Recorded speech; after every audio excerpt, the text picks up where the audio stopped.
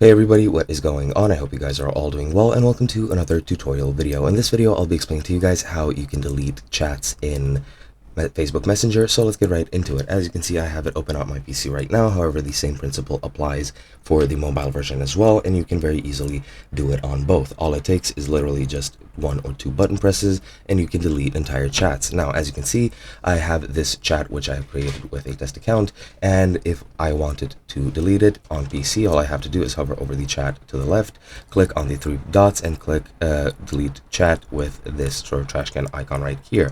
The way you do this on mobile is very similar. You just enter the application, and once you're in the application, you tap and hold the chat that you want to delete, and then you should get a menu with some options which you can use, and one of those options will be a delete button with a trash can icon as well, and all you have to do is press that, and then once you press it, it'll be deleted. You'll need to confirm that you want to delete it, but in essence that is pretty much it. Hope you guys enjoyed, and I'll be seeing you guys in another video.